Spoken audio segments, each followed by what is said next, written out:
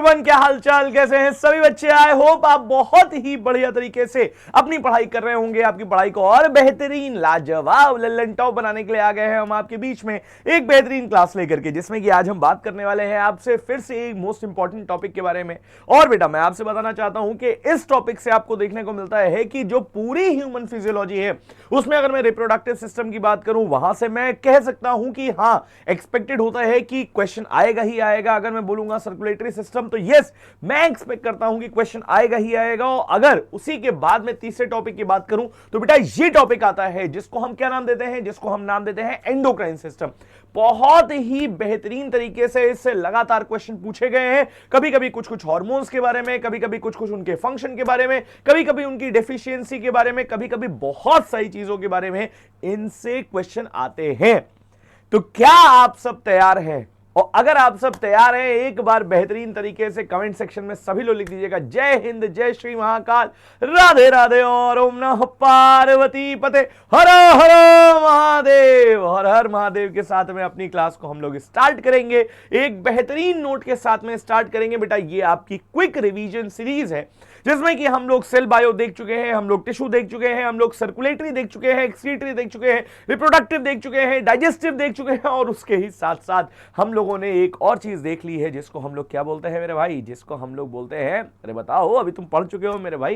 देखो टिश्यू है, इन सब चीजों के साथ हम लोग बहुत बेहतरीन तरीके से चीजों को लेकर के आगे बढ़ रहे हैं, है ना। बहुत सारी चीजें हम लोग सीख चुके हैं और उसके साथ साथ हम लोगों ने रेस्पिरेटरी भी किया था, याद नहीं है तुमको? लंग्स की बात हम लोगों ने की थी और अभी तो बता नहीं पाए हो तुम लोग, हैं? रेस्पिरेटरी हम लोगों ने किया था उसके साथ में। तो ये सारी चीजें करने के बाद अब हम लोग आज बढ़ने वाले हैं एंडोक्राइन सिस्टम में। बेटा बहुत ही बेहतरीन तरीके से लप से मैं आपसे फिर कहना चाहता हूं कि ये जितने भी नोट्स हैं वो सारे नोट्स मेरे खुद के बनाए हुए हैं, तो आप इन सारे नोट्स पे बहुत बढ़िया तरीके से रिलाई कर सकते हैं और बेहतरीन तरीके से आप इनको पढ़ करके आगे बढ़ सकते हैं। क्वेश्चन आपको इसी से मिलेगा, आप इस चीज के लिए परेशान मत होइएगा बिल्कुल भी, ठीक है। तो without wasting any further time देखना बेटा शुरू करते हैं। हम लोग कैसे देख रहे हैं मेरे भाई, बेहतरीन तरीके से हम लोग देखेंगे।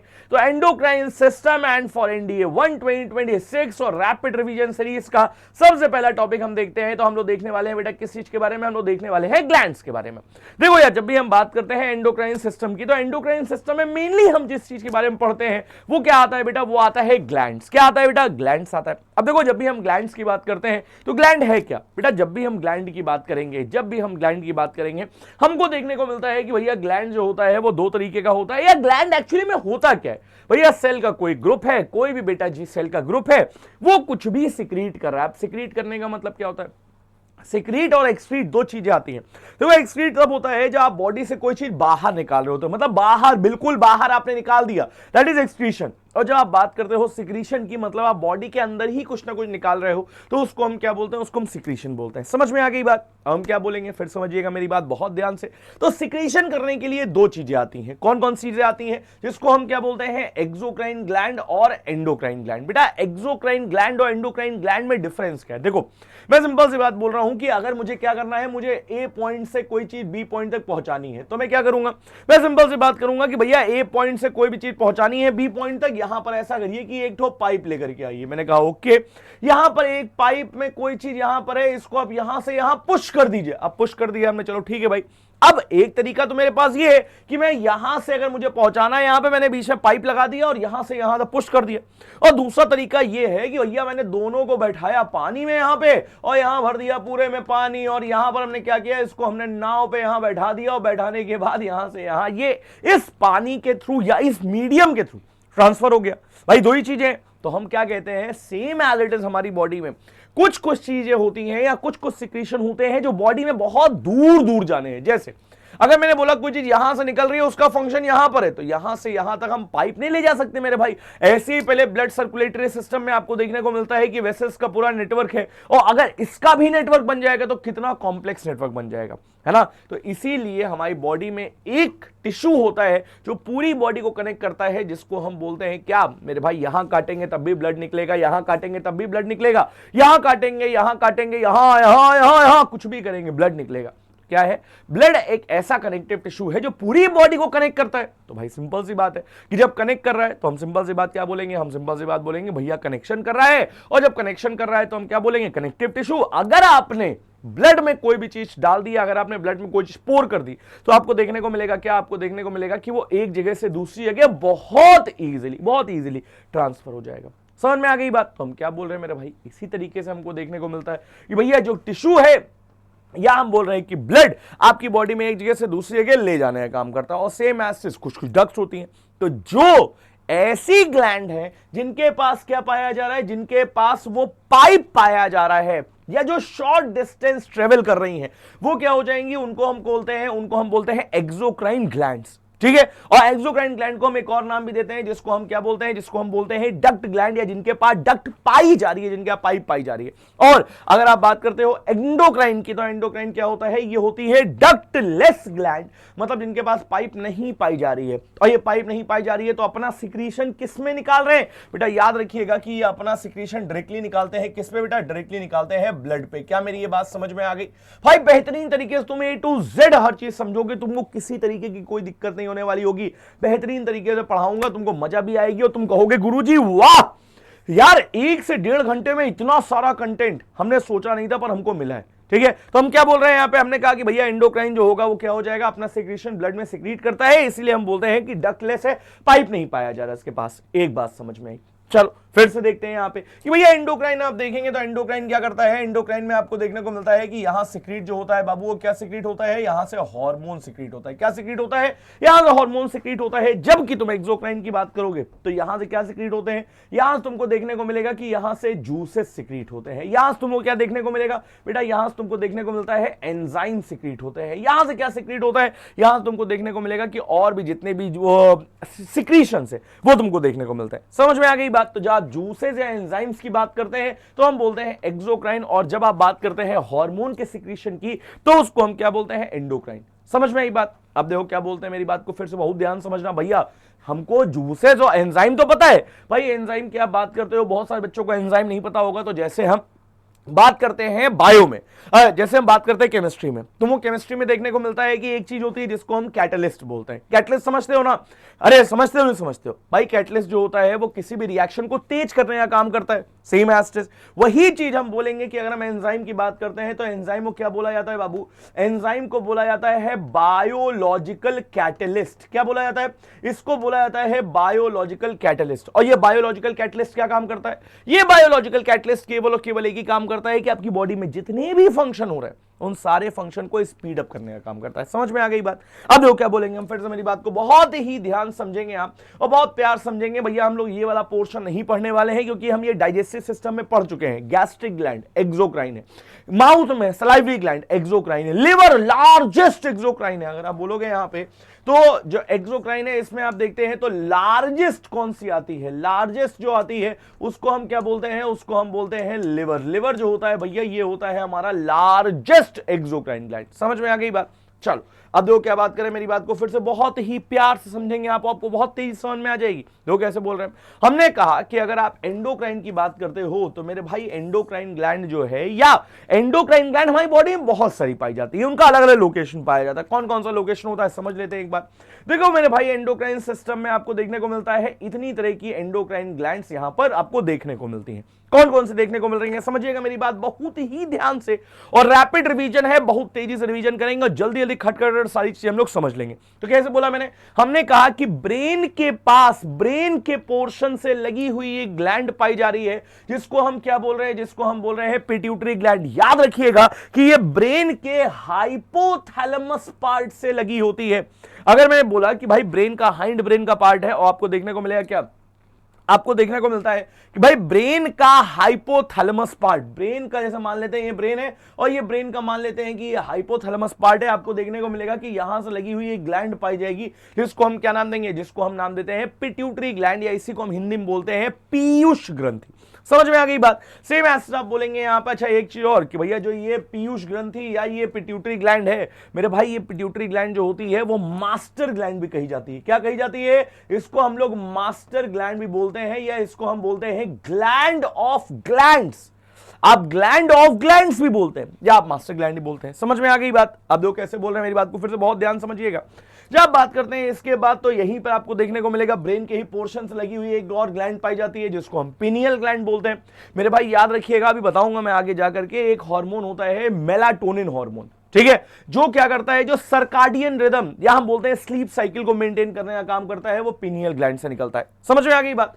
फिर से हम बोलेंगे तो यहां पर आपको क्या देखने को मिलता है, आपको देखने को मिलता है भैया दूसरा हार्मोन आता है जिसको हम क्या बोलते हैं, जिसको हम बोलते हैं थायराइड ग्लैंड से लगा हुआ। ये आपको ट्रैकिया के पास से लगा हुआ ये थायराइड ग्लैंड या पैराथायराइड, थायराइड और उसके ऊपर पैराथायराइड। समझ में आ गई बात? और फिर से हम बोलेंगे यहां पे तो आपको देखने को मिलता है कि यहां पर पाया जाता है थाइमस, थाइमस के बाद नीचे पैनक्रियाज, पैनक्रियाज याद रखिएगा भैया कि पैनक्रियाज जो होता है ये क्या होता है बाबू, ये होता है तुम्हारा मिक्स्ड ग्लैंड। क्या होता है ये होता है तुम्हारा मिक्स्ड ग्लैंड। और एक चीज और याद रखनी है कि ये मिक्स्ड ग्लैंड है और ये ओनली मिक्स्ड ग्लैंड है। अगर आपको देखने को मिलेगा कि कोई और इसके अलावा मिश्रित ग्रंथि नहीं पाई जाती है। और मिश्रित ग्रंथि कहने का मतलब क्या है भैया? मिश्रित ग्रंथि कहने का मतलब होता है जिसमें एक्सोक्राइन और एंडोक्राइन पार्ट दोनों हो। जब ये पैनक्रियाटिक जूस निकालता है तब एक्सोक्राइन पार्ट हो जाता है, और जब ये हार्मोन निकालेगा तब ये एंडोक्राइन पार्ट से सिक्रीट करता है।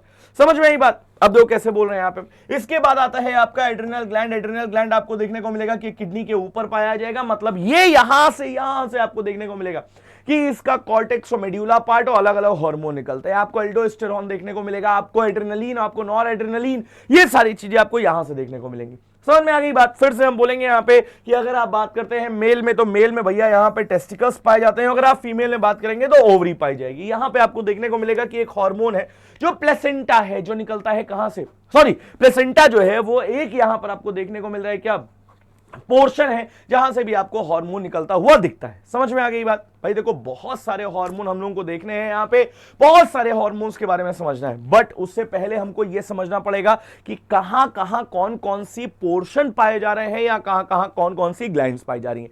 क्या मेरे भाई इतनी बात आपको समझ में आ गई? अब बताओ क्या इतनी बात समझ में आ गई आप लोगों को?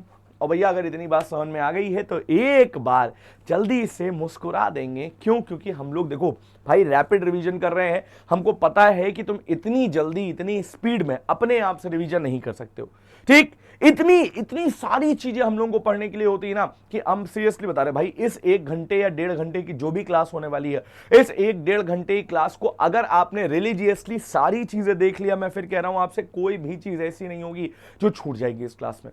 सारी चीजें वेल प्लान्ड, सारी चीजें वेल ऑर्गेनाइज्ड। आप कहेंगे गुरुजी भाई वाह मजा आ गया। और मजा आ जाएगा तो एक बार कमेंट सेक्शन में यार जरूर बताना कि क्लास कैसी लगी है, ठीक है? और तुमको क्वालिटी कंटेंट मिला कि नहीं मिला इस क्लास में, और अगर मिलेगा तो एक बार यार मैं सीरियसली बता रहा हूं कमेंट सेक्शन में एक बार हार्ट जरूर दे देना जाकर के, ठीक? और टारगेट रखो इस वीडियो पे 500 कमेंट होना चाहिए।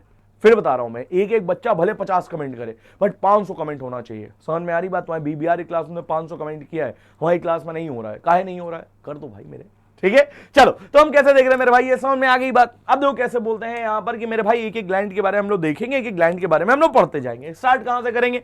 पिट्यूटरी ग्लैंड से। पिट्यूटरी ग्लैंड से स्टार्ट करेंगे तो भैया सबसे पहले आती है पिट्यूटरी ग्लैंड, जिसको हम क्या बोलते हैं, जिसको हम बोलते हैं मास्टर ग्लैंड।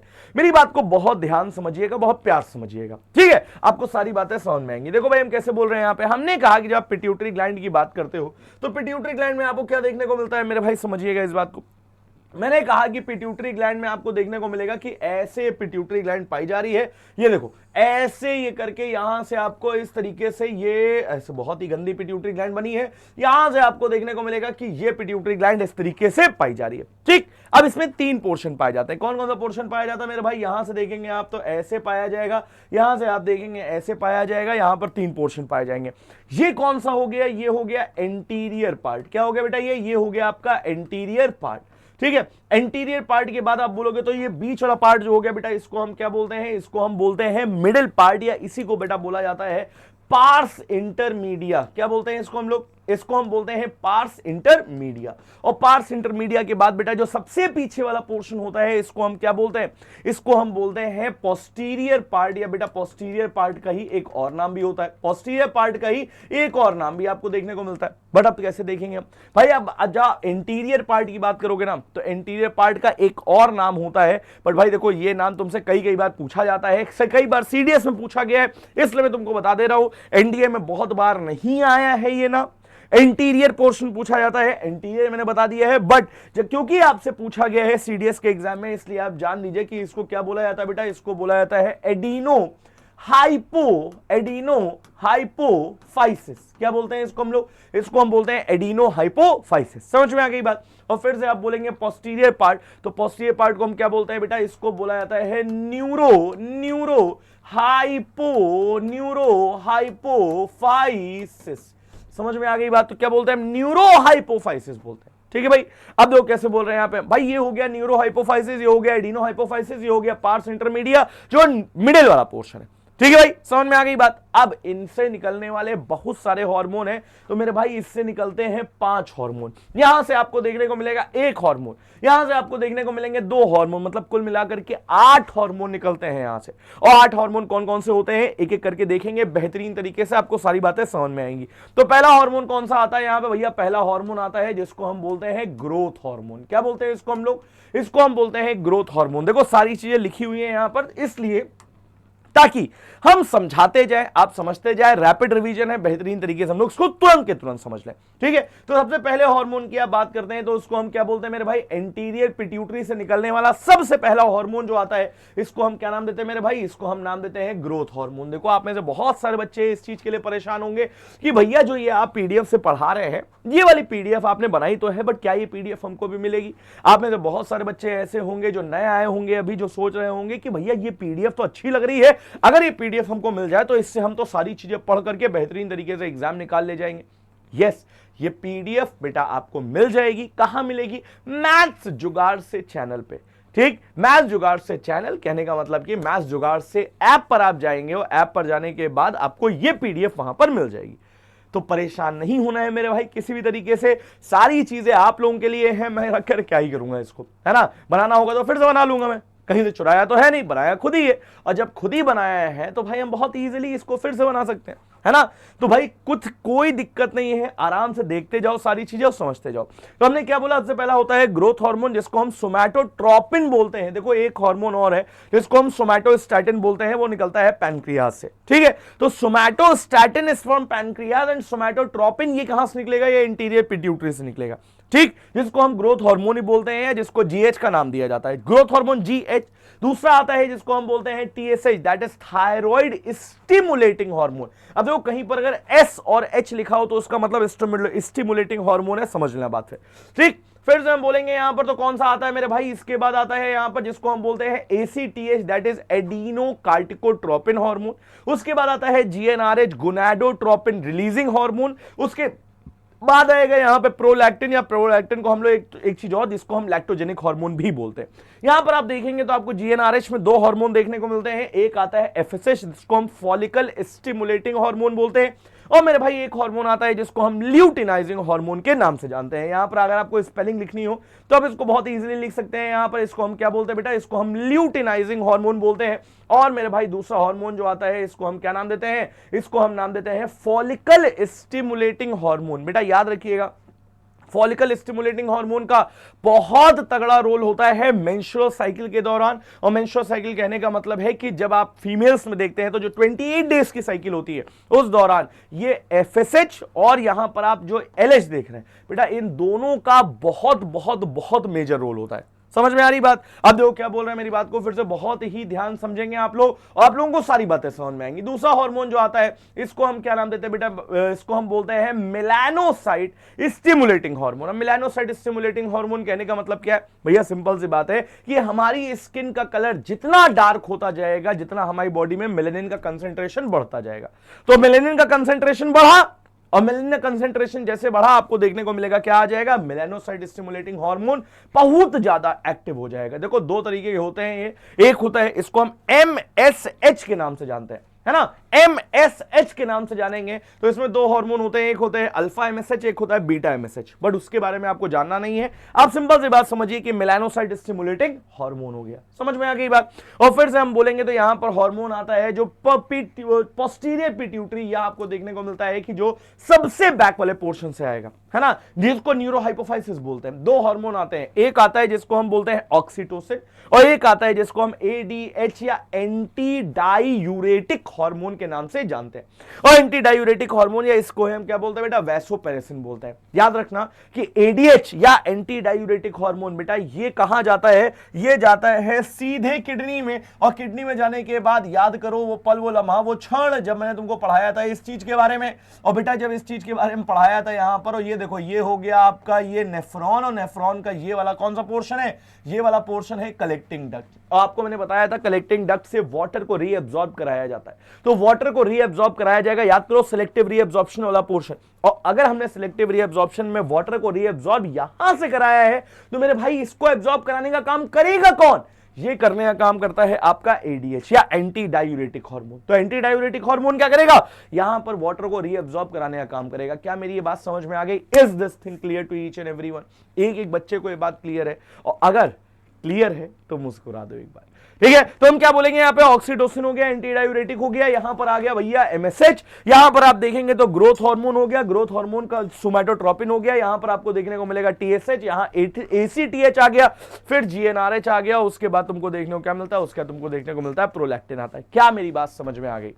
अब देखो यहां पर तुम देखोगे तो भाई ये हार्मोन क्या है, ये स्टिमुलेट कर रहा है किसको, थायराइड ग्लैंड को। यहां पे ACTH क्या कर रहा है, स्टिमुलेट कर रहा है एडिनोकार्टिकोट्रोपिन हार्मोन, ये स्टिमुलेट करता है एड्रिनल ग्लैंड को कि वो अपने हार्मोन निकाले वहां से। तो हम कह क्या रहे हैं, हम सिंपल सी बात कह रहे हैं कि ये सारे हार्मोन एक दूसरे को स्टिमुलेट कर रहे हैं ताकि वो अपना सिक्रेशन निकाल सके।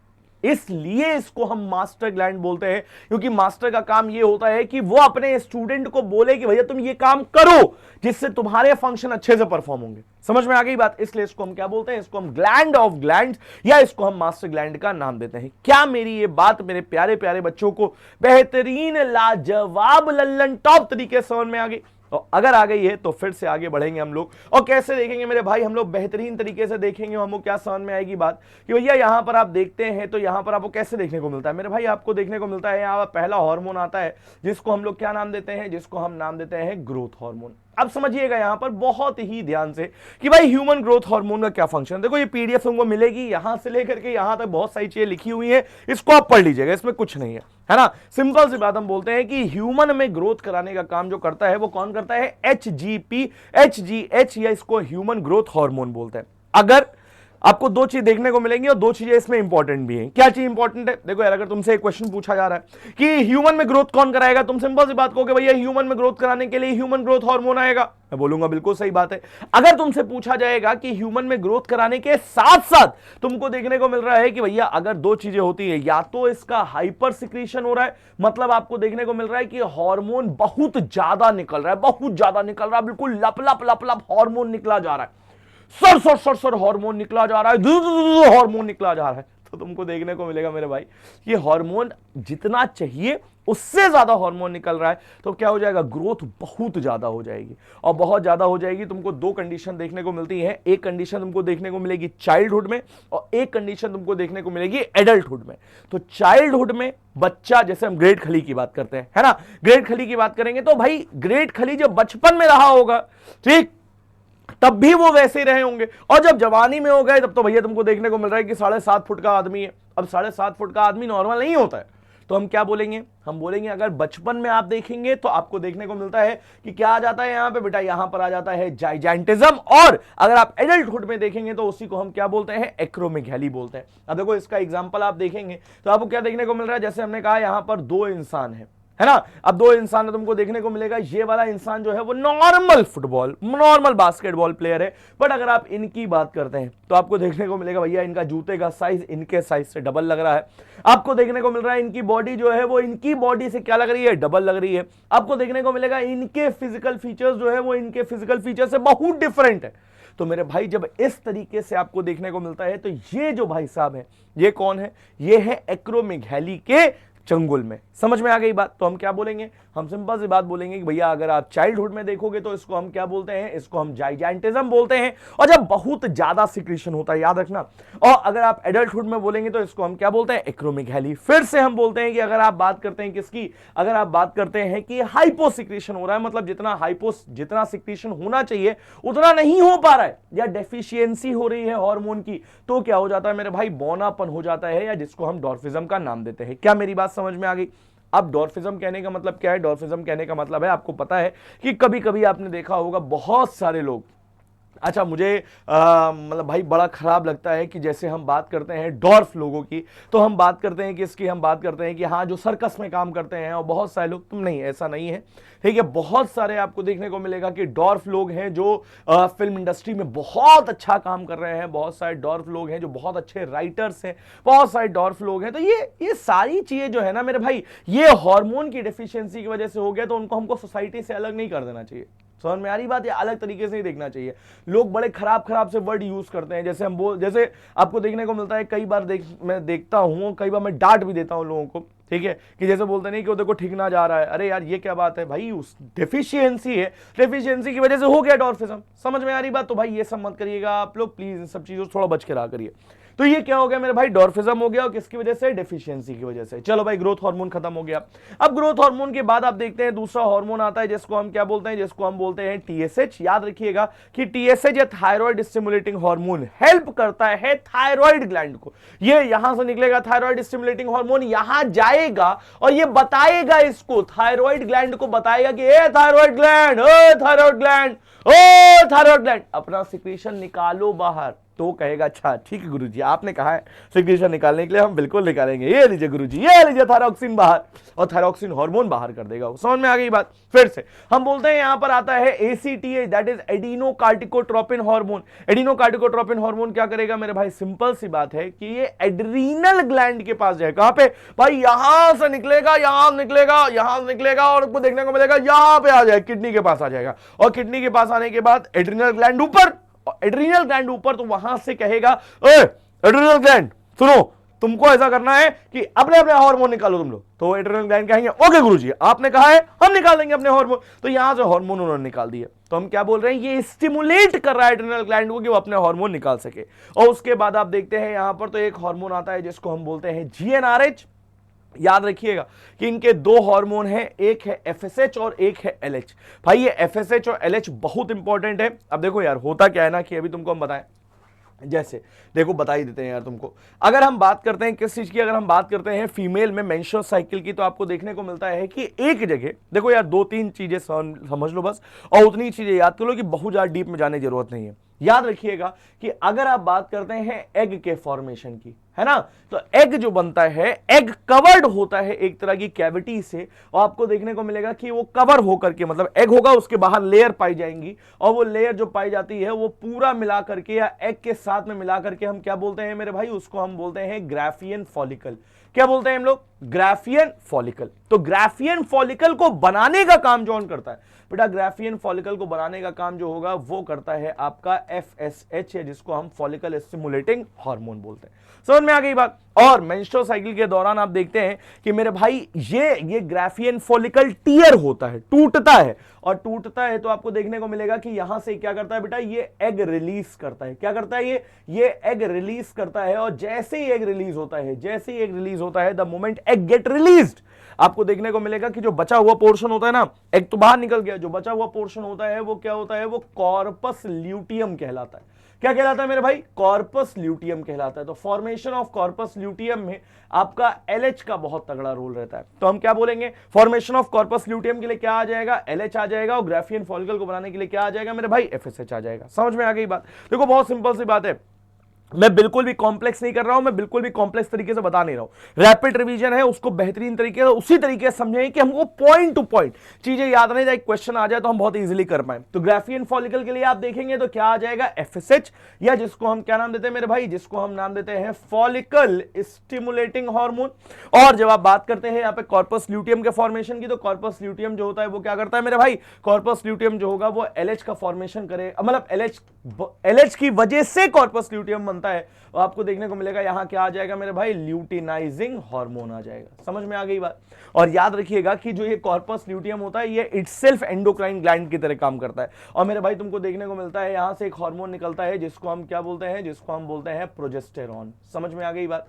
क्या बोलेंगे, प्रोजेस्टेरॉन बोलते हैं, जो आगे जाकर के प्रेगनेंसी को मेंटेन कराने का काम करता है। कोई दिक्कत है इसमें? चलो अब देखो क्या बात करते हैं, मेरी बात को समझिएगा बहुत ध्यान से कि मेरे भाई ये क्या हो गया, जीएनआरएच आ गया। अब जीएनआरएच के बाद आप देखते हैं तो क्या आता है मेरे भाई, प्रोलैक्टिन आता है। प्रोलैक्टिन आपको देखने को मिलेगा कि ये स्टिमुलेट करता है किस चीज को बेटा, ये स्टिमुलेट करता है प्रेगनेंसी के बाद या प्रेगनेंसी के दौरान जो लास्ट मंथ आपको देखने को मिलेगा आफ्टर डिलीवरी ऑफ बेबी, आपको देखने को मिलता है कि यहां पे मिल्क का सिक्रीशन कराने का काम करेगा ये ब्रेस्ट जो ग्लैंड्स है, ठीक है, जो मिल्क ग्लैंड है, आपको बोलेंगे हम कि जो मिल्क सिक्रीटिंग ग्लैंड है उनको स्टिमुलेट कराएगा कि वहां से मिल्क का सिक्रीशन कराया जा सके। प्रोलैक्टिन, या इसको हम लैक्टोजेनिक भी बोलते हैं। समझ में आ गई बात। तो हम कैसे देखेंगे यहां पे कि prolactin is a protein hormone produced by anterior pituitary gland. समझ में आ गई। Best known for stimulating breast development and milk production, जिसको हम क्या बोलते हैं, लैक्टेशन इन मैमल्स बोलते हैं। समझ में आ गई बात। चलो अब देखो क्या बात करें, मेरी बात को भैया फिर से बहुत ही ध्यान समझेंगे आप लोग। देखो ये एंटीरियर पोर्शन खत्म हो गया।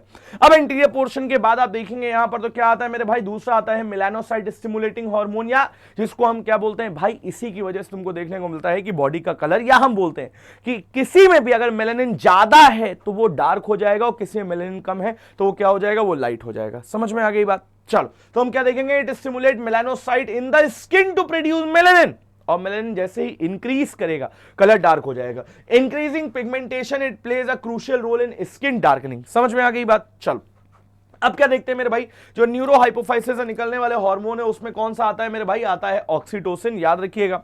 देखो ऑक्सीटोसिन क्या करता है, ऑक्सीटोसिन हेल्प करता है पार्टूरिशन में। अब पार्टूरिशन कहने का मतलब क्या है, एक ही चीज याद रखो और कुछ नहीं मेरे भाई। ऑक्सीटोसिन पहली बात तो लव हार्मोन बोला जाता है, कडल हार्मोन बोला जाता है, बट हम सिंपल सी बात बोलते हैं कि ऑक्सीटोसिन जो होगा वो क्या काम करेगा, काम क्या करेगा, काम एक ही करेगा कि भैया ऑक्सीटोसिन आगे जाएगा और आगे जा करके किसमें हेल्प करता है, ये हेल्प करता है पार्टूरिशन में। किसमें हेल्प करता है बेटा, ये हेल्प करता है पार्टूरिशन में। और पार्टूरिशन कहने का मतलब क्या है, पार्टूरिशन कहने का मतलब है कि मेरे भाई इसी को हम बोलते हैं डिलीवरी ऑफ बेबी। क्या बोलते हैं इसको हम लोग, इसको हम बोलते हैं डिलीवरी ऑफ बेबी में। तो सिंपल सी बात आप समझिए कि डिलीवरी ऑफ बेबी या पार्टूरिशन कराने में कौन हेल्प करेगा मेरे भाई, या role in labour and delivery और social bonding and brain effect करता है।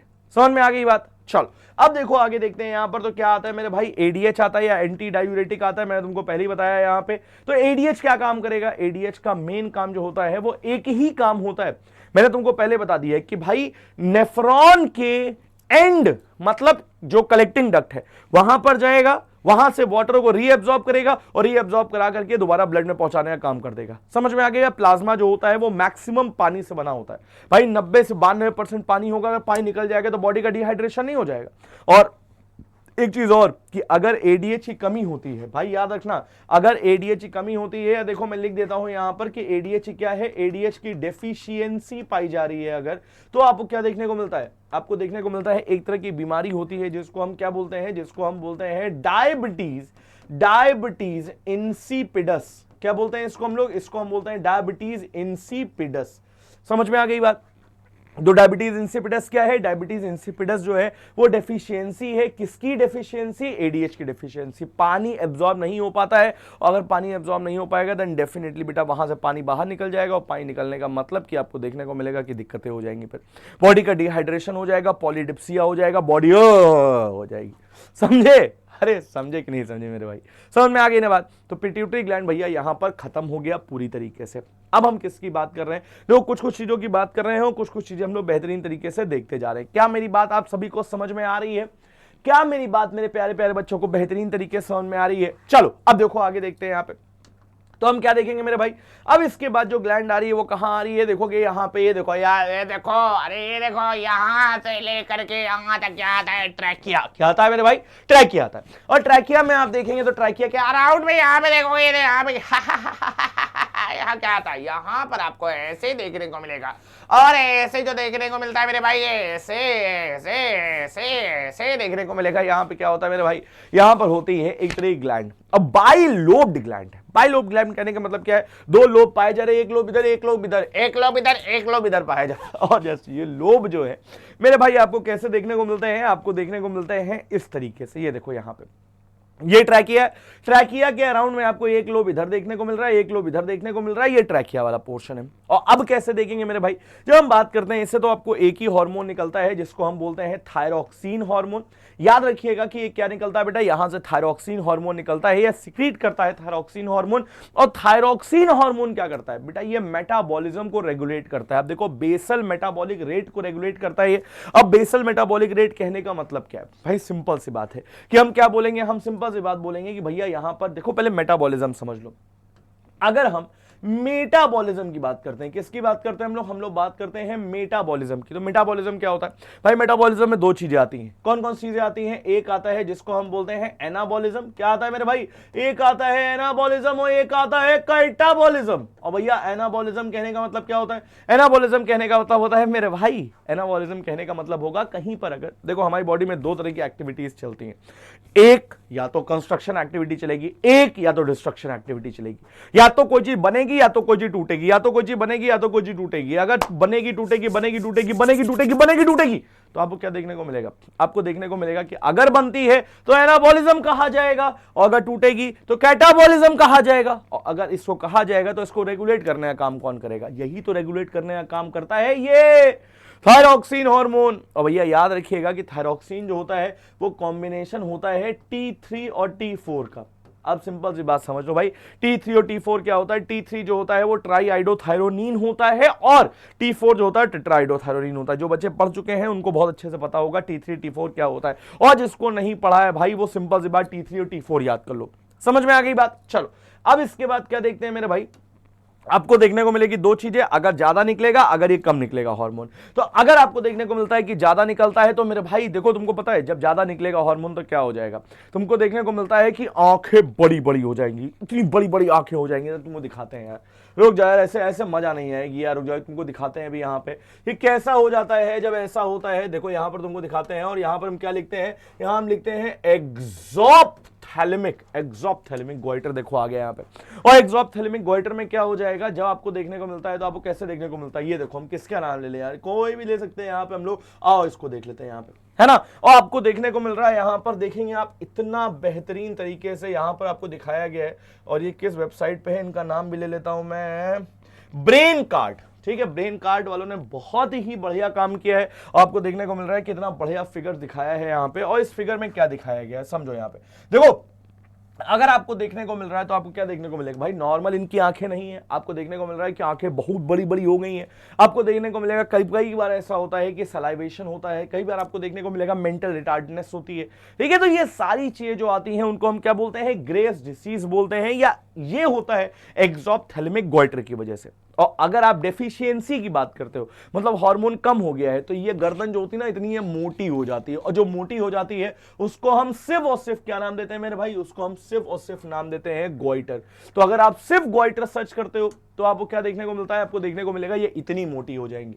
रुक जाओ एक मिनट देखने दो, यहाँ पे ये देखो, यहाँ पर जैसे हम किसकी बात करते हैं, जैसे हम बात करते हैं, एक मिनट जाओ इसी को ले जाए, डॉक्टर फ्रांसिस हल ने एक फोटो यहाँ पर अपलोड की है। और आपको देखने को मिल रहा है यहाँ पर क्या हो रहा है मेरे भाई, गर्दन आप नॉर्मली देखेंगे और यहाँ पर आप देखेंगे, जैसे नॉर्मली गर्दन जो है वो इतनी बड़ी है, और आपको यहाँ पर देखने को मिलता है गर्दन जो होगी वो इतनी बड़ी गर्दन, यहां से लेकर के यहां तक आपको देखने को मिलेगा क्या हो जाएगी बेटा, स्वेल हो जाएगी। और जब ऐसे स्वेल हो जाती है तो भाई सिंपल सी बात, इसको हम क्या बोलते हैं, इसको हम गोइटर बोलते हैं। और जब आप बात करते हैं किसकी, जब आप बात करते हैं नॉर्मली, तो हम क्या बोलते हैं, अगर ज्यादा होगा हार्मोन तो आपको देखने को मिलेगा कि एक्सोप्थैलेमिक गोइटर हो जाएगा।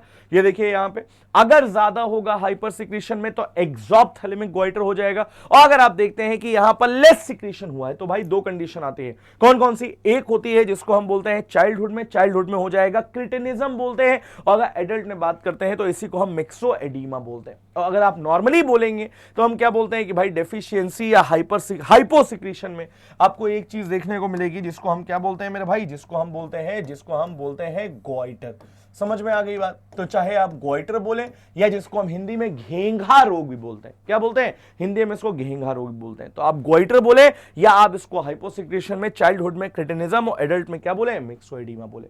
समझ में आ गई बात। कोई दिक्कत है, कोई परेशानी, कोई दुख दर्द इसमें? चलो अब देखो क्या बात करें, मेरी बात को भैया फिर से बहुत ही ध्यान समझेंगे आप लोगों को सारी बातें समझ में आएंगी। इसके बाद किसकी बात करते हैं बेटा, इसके बाद आता है एक और ग्लैंड जो कहा जाता है पैराथायरॉयड ग्लैंड। और पैराथायरॉयड ग्लैंड जो होती है वो कहां पाई जाती है, थायरॉयड ग्लैंड के ऊपर, इसीलिए पैराथायरॉयड ग्लैंड। हार्मोन कौन सा निकलता है जिसको हम क्या बोलते हैं मेरे भाई, जिसको हम पैराथ हार्मोन के नाम से जानते हैं। क्या फंक्शन परफॉर्म करता है आपको देखने को मिलेगा यहां पे कि भाई पैराथायरॉयड हार्मोन या पीटीएच ये प्रोड्यूस होता है बाय पैराथायरॉयड ग्लैंड। समझ में आ गई बात। स्ट्रिक्टली ये रेगुलेट करता है कैल्शियम और फास्फोरस का लेवल। मेरे भाई याद रखिएगा इस बात को, क्योंकि कई बार आपसे पूछ लिया जाता है कैल्शियम और जो फास्फोरस का लेवल होता है ये कौन मेंटेन करता है। तो भाई क्या बोलेंगे हम, स्ट्रिक्टली रेगुलेट करता है कैल्शियम और फास्फोरस का level in the blood to maintain the bone health. समझ में आ रही बात। आपको देखने को मिलेगा इस तरीके से ये पैराथ हार्मोन काम करता है। अच्छा, इसके अलावा एक और हार्मोन आता है जिसको हम बोलते हैं कैल्सीटोनिन। भाई याद रखिएगा इसका भी कि कैल्सीटोनिन हार्मोन जो होता है वो भी आपको देखने को मिलेगा कैल्शियम का एब्जॉर्प्शन कराता है। समझ में आ गई बात। चलो अब देखो आगे बात करते हैं हम लोग। तो नेक्स्ट हार्मोन की तरफ किसकी तरफ बढ़ेंगे मेरे भाई, हम लोग बढ़ने जा रहे हैं आप पैनक्रियास की तरफ। देखो यार पैनक्रियास, पहली बात तो यहां पर जब मैं मिक्स ग्लैंड लिख रहा हूं तो यहां पर मुझे एक और चीज लिख देनी चाहिए भैया, यहां पर ये क्या होती है, ये ओनली मिक्स ग्लैंड होती है भाई, केवल इसके अलावा और कोई मिक्स ग्लैंड नहीं पाई जाती है। पूरी बॉडी में आप देखेंगे तो एक्सोक्राइन ग्लैंड लार्जेस्ट जो है वो कौन सी आ गई, वो आ गई आपकी लिवर। और लिवर के बाद आप बोलोगे तो मिक्स ग्लैंड क्या आ जाएगी, पैनक्रियास। भाई पैनक्रियास के बाद तुम देखोगे तो पैनक्रियास के बाद तुमको क्या देखने को मिलेगा, मिक्स ग्लैंड है, एंडोक्राइन एक्सोक्राइन दोनों पार्ट। एंडोक्राइन पार्ट अभी पढ़ेंगे, एक्सोक्राइन का पार्ट पहले पढ़ चुके हैं। पैनक्रियाटिक जूस का जहां सिक्रीशन किया था वो क्या था, वो एक्सोक्राइन पार्ट था। समझ में आ गई बात। तो हम कैसे बोलेंगे यहां पे कि मेरे भाई बहुत प्यार से देखो इसको, है ना, सीरियसली मैं सीरियसली बता रहा हूं, बहुत इंपॉर्टेंट है ये। अगर तुमने समझ लिया ना तो सारी चीजें तुमको समझ में आ जाएंगी। और इस पूरे चैप्टर का पैनक्रियास जो है ये मोस्ट इंपॉर्टेंट पार्ट है, मोस्ट इंपॉर्टेंट। और काहे मोस्ट इंपॉर्टेंट है, इसलिए क्योंकि आपको देखने को मिलता है कई बार तुम्हारे इंसुलिन से, कई बार डेली लाइफ के क्वेश्चन है भाई। कई बार तुमने देखा होगा कि एक इंसान है जो इंसुलिन का इंजेक्शन लगा रहा है, अपने पेट को ऐसे लेगा और यहां पर ऐसे इंसुलिन का इंजेक्शन लेता है और यहां पर ऐसे पिन कर देता है। और देखने को मिलता है बहुत इजीली यहां पे इंसुलिन का इंजेक्शन लगा लेगा और इंजेक्शन लगाने के बाद आराम से खा पी लेता है वो।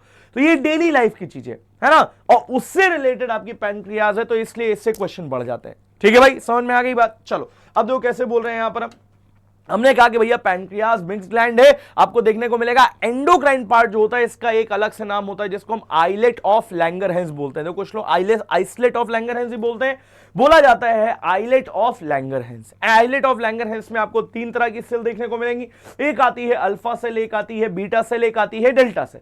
और मेरे भाई ये सारी चीजें पढ़ा चुका हूं मैं। अल्फा सेल आपको देखने को मिलता है ये सिक्रीट करता है ग्लूकेगॉन, बीटा सेल जो होगा वो सिक्रीट करेगा इंसुलिन, जो डेल्टा सेल होगा वो क्या सिक्रीट करेगा बेटा, सोमैटोस्टैटिन। अब याद करो पिट्यूटरी ग्लैंड में तो वहां पे सोमैटोट्रोपिन देखा था, यहां पर क्या है, यहां पे सोमैटोस्टैटिन है।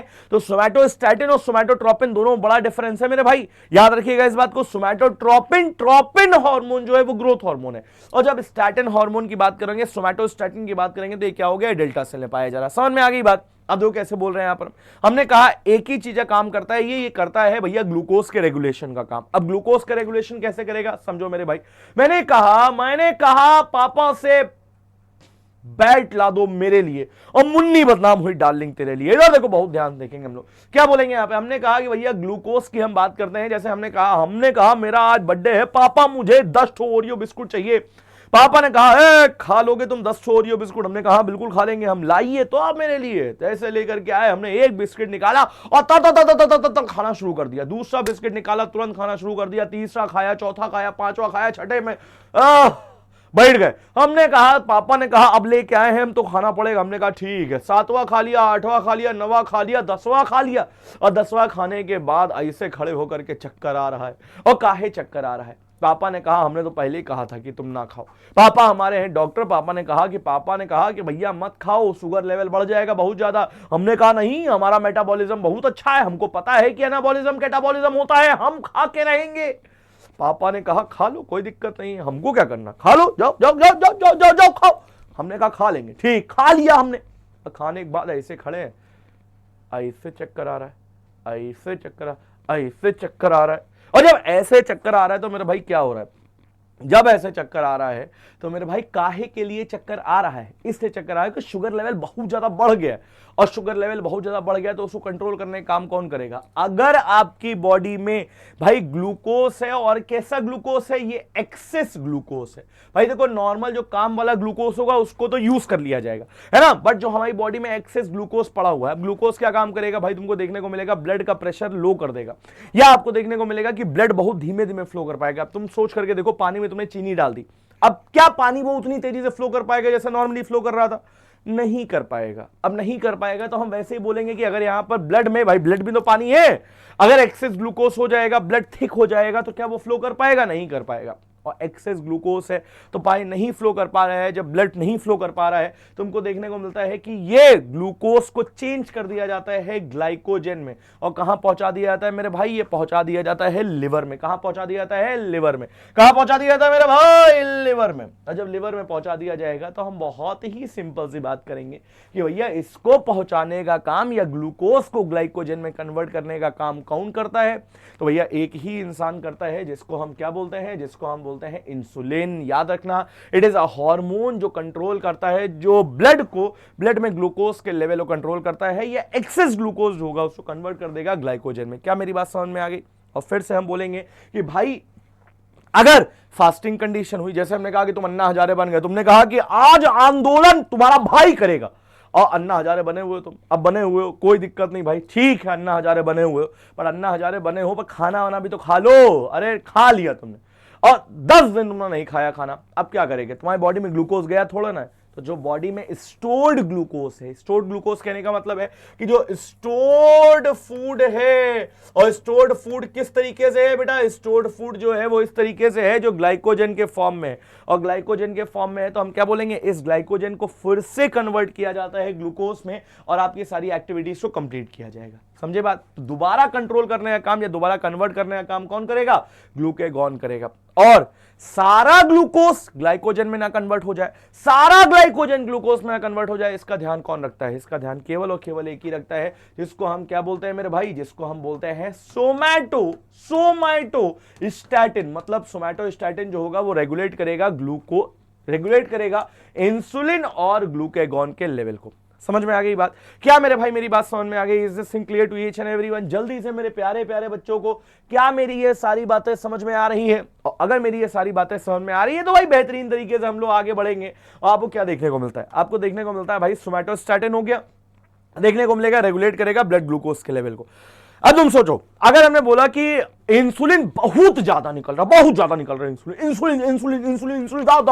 इंसुलिन पूरी बॉडी में इंसुलिन फैल गया, जितना ग्लूकोज है सब कन्वर्ट कर दिया गया, लिवर में पहुंचा दिया ग्लाइकोजन। अम्मा भैया जो काम वाला था उसको भी कन्वर्ट कर दिया गया, और जब कन्वर्ट कर दिया गया तो आपके ब्लड में ग्लूकोज की कमी हो जाएगी, और जब ब्लड में ग्लूकोज की कमी हो जाती है तो कमी हाइपोग्लूकोज ग्लाइसीमिया, तो क्या हो जाएगा? हाइपोग्लाइसीमिया हो जाएगा। क्या हो जाएगा? हाइपोग्लाइसीमिया हो जाएगा। और उस हाइपोग्लाइसीमिया कंडीशन में आपको देखने को मिलता है क्या? ब्लड का ग्लूकोज का लेवल कम हो गया है। और अगर मैं बोल रहा हूं कि आपकी बॉडी में इंसुलिन की कमी हो जाए तो क्या हो जाएगा? ब्लड में ग्लूकोज बढ़ता जाएगा, ले लप लप लप लप ग्लूकोज। तो मेरे भाई जब इतना ग्लूकोज हो जाएगा तो उसको हाइपरग्लाइसीमिया बोलते हैं। और जब हाइपरग्लाइसीमिया हो जाएगा तो हम सिंपल सी बात बोलेंगे, क्या हम सिंपल सी बात बोलेंगे? भैया यहां पर क्या हो जाएगा? यहां पर डायबिटीज हो जाएगी, इंसान को रोने लगेगा, इंसान डायबिटीज हो गई, उसको डायबिटीज मेलेटस हो जाएगा। समझ में आ गई बात? तो क्या बोलेंगे? डायबिटीज इंसिपिडस कौन सा था? जब वाटर एब्जॉर्ब नहीं हो पा रहा था, किडनी में पानी निकला जा रहा सारा। और जब डायबिटीज मेलेटस, तब क्या हो रहा है? शुगर बढ़ गया। और जब शुगर बढ़ गया यहां पे तो हम क्या बोलेंगे मेरे भाई? हाइपर सिक्रीशन होगा इंसुलिन का, इंसुलिन बहुत निकल रहा है, सारा ग्लूकोज कन्वर्ट कर दिया गया। हाइपोग्लाइसीमिया मतलब ब्लड में ग्लूकोज की कमी। और जब तुम देख रहे हो यहां पे कि ब्लड में ग्लूकोज बहुत ज्यादा और ये हमारा इंसुलिन कम निकल रहा है, और कम निकल रहा है तो हम क्या बोलेंगे, हाइपरग्लाइसीमिया। इसी को हम डायबिटीज मिलेटस का नाम देते हैं। क्या मेरे भाई मेरी बात समझ में आ गई आप लोगों को? और अगर मेरी बात समझ में आ गई तो एक बार जल्दी से कमेंट सेक्शन में मेरे भाई प्यार से, मोहब्बत से, ठीक है, 500 कमेंट करना है तुमको, समझ लो बात। नहीं करेगा जो 500 कमेंट भाई कर देना यार, ठीक। मैं ये नहीं कहूंगा कि वो फेल हो जाएगा भाई, कोई दिक्कत वाली बात नहीं है। तुमको पसंद आएगा तुम करोगे, नहीं पसंद आएगा तब भी कर देना। बता देना गुरुजी आपको पढ़ाना बढ़ाना आता नहीं है, लग रहा है आपसे बढ़िया तो मैं पढ़ा दूंगा। ऐसा ना करना, बहु मारे जाओगे, ठीक है। चलो तो आप आगे देखेंगे यहाँ पर हम लोग क्या देख रहे हैं मेरे भाई। हम लोगों ने क्या क्या देख लिया, हम लोगों ने पिट्यूटरी ग्लैंड देख लिया, हम लोगों ने थायराइड ग्लैंड देख लिया, हम लोगों ने और क्या देख लिया, पैराथायराइड ग्लैंड देख लिया, हम लोगों ने बहुत सारे हार्मोन देख लिया, हम लोगों ने पैनक्रियाज देख लिया। अब हम लोग आ रहे हैं एड्रिनल ग्लैंड पे। एड्रिनल ग्लैंड कहाँ पे, ये किडनी वाली, ये किडनी इधर, एक किडनी एक इधर, एक किडनी। आईफोन इससे खरीदा हमने। अब लोग कैसे बोलेंगे मेरे भाई, जब आप एड्रिनल ग्लैंड की बात करते हो, एड्रिनल ग्लैंड से निकलने वाले आपके मोस्टली, मतलब हैं तो बहुत सारे हार्मोन, बट आपके मेन जो हार्मोन है वो मैंने लिए हैं यहाँ पे। जैसे हम बोलते हैं तो सबसे पहला हार्मोन जो आता है इसको हम एल्डोस्टेरॉन का नाम देते हैं। अब याद करो यार वो पल, वो लम्हा, वो क्षण जब मैंने तुमको ये बताया था। क्या बताया था मैंने तुमको? मैंने कहा पापा से पॉइंट ला दो मेरे लिए, मुन्नी बदनाम हुई डार्लिंग तेरे लिए। इधर देखो, यहाँ पर हम ऐसे बोलेंगे, ये बोलेंगे यहाँ पे, ये बोलेंगे यहाँ पे, यहाँ पर ये बोलेंगे, यहाँ पर ये बोलेंगे, यहाँ पर ये बोलेंगे, यहाँ पर ये बोलेंगे, यहाँ पर ये बोलेंगे, यहाँ पर ये बोलेंगे। अब मैंने तुमको ये बताया था कि भाई जो ये वाला पोर्शन होता है ना, डीसीटी वाला पोर्शन, यहां से क्या होता है, आयंस को रीअब्सॉर्ब कराया जाता है। तो सोडियम हो गया, क्लोराइड आयन हो गया, पोटेशियम आयन हो गया, इन सबको रीअब्सॉर्ब कराया जाएगा। कराने के लिए कौन आएगा मेरे भाई? कोई नहीं आएगा। यहां पर यही वाला हार्मोन आएगा जिसको हम एल्डोस्टेरॉन का नाम देते हैं। तो एल्डोस्टेरॉन क्या है? एल्डोस्टेरॉन रेगुलेट करता है ब्लड प्रेशर को, सिंपल सी बात है। इलेक्ट्रोलाइट बैलेंस को, इलेक्ट्रोलाइट बैलेंस कहने का मतलब कि यही वाला आयन का बैलेंस, और उसके बाद फ्लूइड के वॉल्यूम को बैलेंस करता है। समझ में आ गई बात? फिर से हम बोलेंगे यहां पर, तो हम कैसे बोलेंगे मेरे भाई? हम बोलेंगे यहां पर एक और हार्मोन आता है जिसको हम बोलते हैं एड्रेनलिन। तुमने कई बार सुना होगा, बहुत उड़ रहे हो, बहुत उड़ रहे हो, एड्रेनलिन रस हो रहा है तुम में। स्टेज पे जाते हैं ऐसे होता है। क्या होता है? एड्रेनलिन रश होता है एकदम से, इतनी पब्लिक देख रहे हैं, मतलब बोलना चाह रहे हैं भाई, बोलना चाह रहा हूं बट मैं कुछ आ नहीं रहा यार, हाथ कांपने लग रहे हैं। ये क्या है? एड्रेनलिन रश है।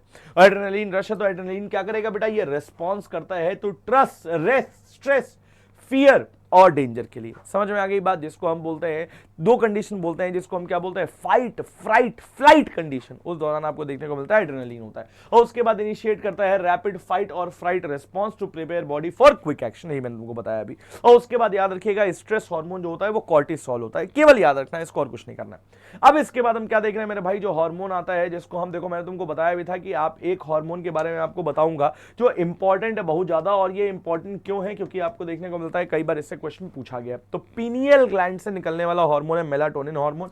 देखो मेरे भाई, मेलाटोनिन लिखा है यहाँ पे, क्या है ये? स्लीप हार्मोन है, हार्मोन ऑफ डार्कनेस कहा जाता है इसको। या रेगुलेट करता है कि ह्यूमन सर्काडियन रिदम, और सर्काडियन रिदम कहने का मतलब है जो डे और नाइट वाली बात होती है ना। तो हमको बोलते हैं कि स्लीप साइकिल को मेंटेन करने का काम करता है। उसी के साथ में ये हार्मोन कहां से निकलता है? पीनियल ग्लैंड से निकलता है। भाई ये सारी बातें तुमको बता चुका मैं। चलो अब देखते हैं आगे, और आगे देखते हैं तो हमको क्या देखने को मिलेगा मेरे भाई? लास्ट हार्मोन की बात करने जा रहे हैं जिसको हम क्या बोलते हैं? जिसको हम बोलते हैं गोनट्स। गोनट्स कहने का मतलब है कि आप मेल में बात करते हैं तो यहां पर आता है टेस्टिस, और फीमेल में आप बात करेंगे तो क्या आ जाएगा मेरे भाई? ओवरी आ जाएगा। काहे इंपॉर्टेंट है ये? क्योंकि इससे भी कई बार सिंपल से क्वेश्चन पूछ लिए जाते हैं। देखो याद रखना है इस बात को कि मेल में अगर आप बोलते हैं तो भाई मेल में टेस्टिस है, फीमेल में ओवरी है। मेल में टेस्टोस्टेरॉन और फीमेल में एस्ट्रोजन, ये दोनों एक ही काम करते हैं। क्या करते हैं बेटा? ये सेकेंडरी सेक्सुअल कैरेक्टर को मेंटेन कराने का काम करते हैं, या सेकेंडरी सेक्सुअल कैरेक्टर को बनाने का काम करते हैं। अब सेकेंडरी सेक्सुअल कैरेक्टर कहने का मतलब क्या है? जैसे हम बात करते हैं कि मेल्स में बात करेंगे तो बियर्ड का आ जाना, मेल्स में बात करेंगे मस्टाच का आना, आवाज का भारी हो जाना या आवाज का होर्स हो जाना। हॉर्स नहीं है, हॉर्स हो जाना। समझ में आ गई बात?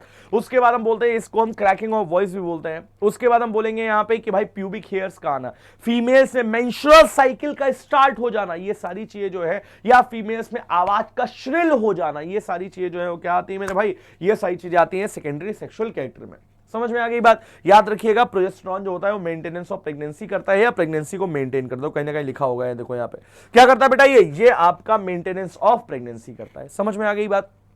इसके बाद बड़े इंपॉर्टेंट है मेरे भाई, जिसको हम क्या बोलते हैं, जिसको हम बोलते हैं प्लांट हार्मोन। याद रखिएगा इस बात को कि प्लांट हार्मोन में कौन कौन सा हार्मोन क्या क्या फंक्शन परफॉर्म करता है। देखो प्लांट हार्मोन में दो हार्मोन आते हैं, ठीक है। एक आता है ग्रोथ प्रमोटर जो ग्रोथ को बढ़ाएगा, एक आता है ग्रोथ इनहिबिटर जो ग्रोथ को घटाएगा, है ना। ग्रोथ प्रमोटर जो होते हैं वो तीन होते हैं, ऑक्सिन, जिबरेलिन और साइटोकाइनिन। और उसके बाद तुमको देखने को मिलेगा कि जो घटाने वाले हैं या इनहिबिट करने वाले हैं उसमें दो आते हैं, एक एथाइलिन आता है, एक एब्सिसिक एसिड आता है। एथाइलिन जो होता है वो क्या करता है मेरे भाई, अगर प्लांट में आपको देखने को मिलेगा कि कहीं पर भी राइपनिंग ऑफ फ्रूट की बात हो रही है, एक मिनट रुक जाओ मेरे भाई, कहीं पर भी राइपनिंग ऑफ फ्रूट की बात हो रही है या हम बात कर रहे हैं फलों के पकने की, तो तुमको देखने को मिलेगा क्या आता है मेरे भाई, एथाइलिन आता है। याद रखिएगा, अगर प्लांट में कहीं भी बुढ़ापे की बात हो रही है या सेनेसेंस की बात हो रही है या लीफ के गिरने की बात हो रही है, तो वो उन सारी चीजों के लिए क्या आता है मेरे भाई, एब्सिसिक एसिड आता है। फिर से हम बोल रहे हैं, अगर आप बोलेंगे कहीं पर प्लांट में सेल डिवीजन की बात होगी,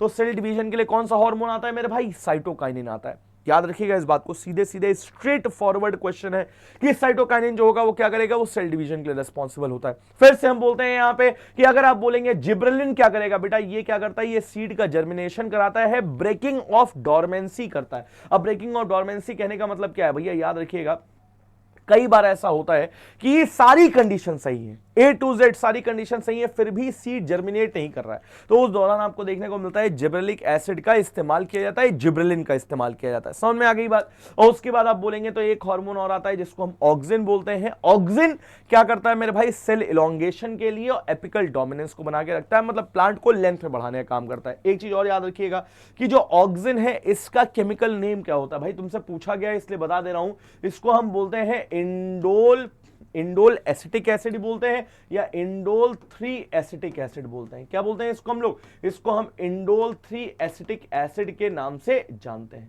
क्या मेरी ये बात समझ में आ गई? Is this thing clear to each and everyone? क्या मेरे बच्चों को बहुत ही बेहतरीन तरीके से मेरी बात समझ में आ गई? और अगर समझ में आ गई है तो मेरे भाई इसको ध्यान में रख लीजिएगा और बहुत अच्छे से याद कर लीजिएगा। इसमें कोई भी दिक्कत, कोई परेशानी, कोई दुख दर्द है अगर नहीं है तो मेरे भाई यहां तक आप लोगों का ये वाला पोर्शन अब खत्म हो गया, मतलब एंडोक्राइन ग्लैंड हम लोगों ने बहुत बेहतरीन तरीके से खत्म कर लिया। रुक जाओ, एक मिनट पीऊंगा पानी और उसके बाद फिर से हम लोग किसकी तरफ चलेंगे बेटा, उसके बाद हम लोग चलेंगे नर्वस सिस्टम की तरफ। मतलब हम लोग आज की क्लास में पूरी की पूरी एनिमल फिजियोलॉजी भाई खत्म कर लेंगे। भाई 3 क्लास में पूरी एनिमल फिजियोलॉजी खत्म कर दी है। मतलब आप सोच करके देखिए तो किस माइंडसेट के साथ मैं पढ़ा रहा हूं, कोई भी चीज छोड़ी नहीं है और कोई भी चीज ऐसी नहीं है जो कम पढ़ाई हो, सारी चीजें पढ़ाई है रैपिड रिवीजन के तौर पे। भाई ये प्लेलिस्ट मैं तुमसे बता रहा हूं, अगर सीरियसली किसी बच्चे ने केमिस्ट्री वाली जो प्लेलिस्ट है वो पूरी कंप्लीट कर ली, पूरी A to Z, एक भी चीज बिना छोड़े मेरे भाई, आपका फ्रेंड, आपका कोई भी जानने वाला जो एनडीए की तैयारी कर रहा हो और वो कहीं से भी पढ़ रहा हो, मैं फिर से बोल रहा हूं कहीं से भी पढ़ रहा हूं, भाई चैलेंज लगा ले मुझसे कि जितनी चीजें मैंने केमिस्ट्री वाली क्लास में पूरी बता दी हैं A to Z, और जो बायो की ये सीरीज चल रही है मेरे भाई, मैं फिर से बोल रहा हूं, ये आपको हो सकता है लोगों ने बताया हो कि यार YouTube पर लोग कम पढ़ाते हैं, YouTube पर सारी चीजें नहीं पढ़ाई जाती हैं, बट मैं फिर से बोल रहा हूं, we are teacher by choice not by chance. आप चाहे जहां से पढ़ रहे हो आप मिला लीजिए नोट्स, आपको नोट्स में कोई चीज कम नहीं मिलेगा, सारी चीजें मिलेंगी। और उसके साथ ही साथ भाई बेहतरीन तरीके से हम लोग समझ करके सारी चीजें करते जा रहे हैं। और ऐसा नहीं है कि हम कोई चीज यहां पर ऐसी पढ़ रहे हैं जो आपके एग्जाम पॉइंट ऑफ व्यू से सही नहीं है, या हम ऐसी चीज नहीं पढ़ रहे हैं जो आपके एग्जाम में आने वाली हो, हम ना पढ़ा रहे हैं यहां पे। समझ में आ रही बात? तो भाई इस चीज को या इस इंटेंट के साथ में हम लोग ये चीज लेकर के चल रहे हैं। चलो बात करें फिर। अब देखो हम लोग बात करते हैं मेरे भाई, तो हम लोग किसकी बात करने जा रहे हैं, हम लोग अपने लास्ट चैप्टर की बात करने जा रहे हैं, जिसको हम लोग क्या नाम देते हैं, जिसको हम नाम देते हैं नर्वस सिस्टम। मेरे भाई नर्वस सिस्टम में आपको बहुत सारी चीजें देखने को मिलती हैं, बहुत सारी चीजें आपको समझने को मिलती हैं, बट यहां पर मेनली जो क्वेश्चन आते हैं वो दो चीजों से आते हैं। एक आता है जिसको हम बोलते हैं क्या, जिसको हम बोलते हैं ब्रेन, और ब्रेन के अलग अलग पार्ट से निकलने वाले जो अलग अलग पार्ट के अलग अलग फंक्शन, और उसके बाद दूसरा पोर्शन जो आता है वो आता है स्पाइनल कॉर्ड, और स्पाइनल कॉर्ड से मेनली जो आता है वो रिफ्लेक्स आर्क।